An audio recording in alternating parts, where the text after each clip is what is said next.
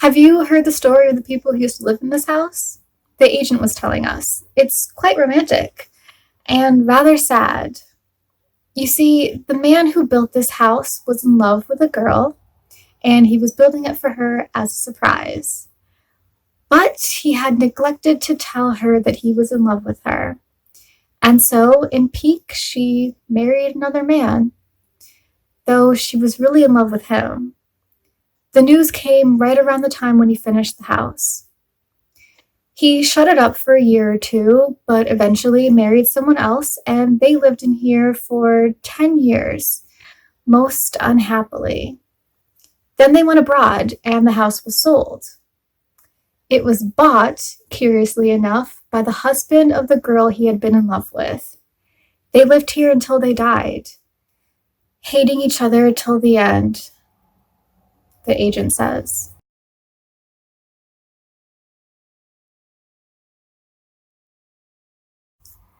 So many things put me on edge all day long. I look out the window and I get nervous. I read a book and it makes me crazy. I turn on the TV and have to turn off again right away. I sit down, I stand up, I sit down again. I've tried crocheting and knitting and sewing. I've played classical piano, made clay pots, built towers from popsicle sticks, but none of it worked. It all made me crazy. Cooking calms me, especially cooking for someone like you. So serene. How do you do it? Tell me, what is your secret life? What are the things you think that you don't tell anyone? What do you do that you don't want anyone else to know about? What makes you different? What excites you? What makes you emotional? What makes you you?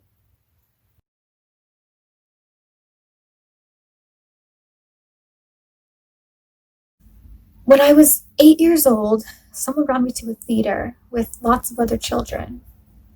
We had come to watch a production of Peter Pan, and I remember something seemed wrong with the whole production. Odd things kept happening.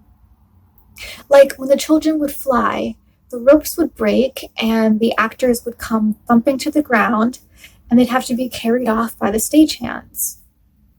There seemed to be an unlimited supply of understudies to take the children's places, and then they'd fall to the ground.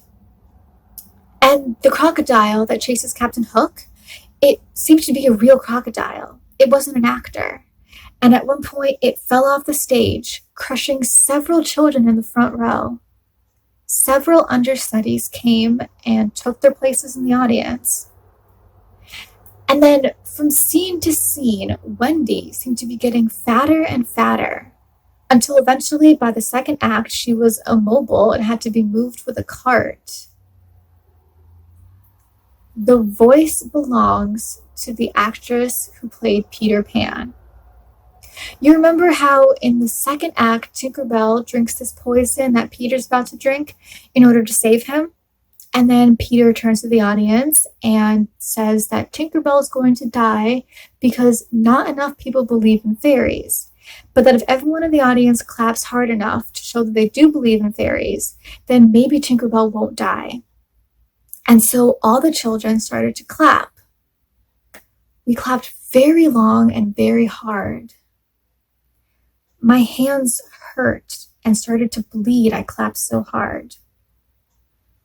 And then suddenly, the actress playing Peter Pan turned to the audience and said, "That wasn't enough. You didn't clap hard enough. Tinkerbell's dead." Uh, and well, all the children started to cry. And the actress just stalked off the stage and refused to continue with the play. And they finally just had to bring the curtain down.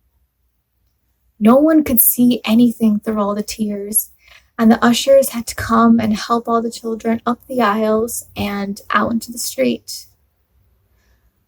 I don't think any of us were ever the same after that experience.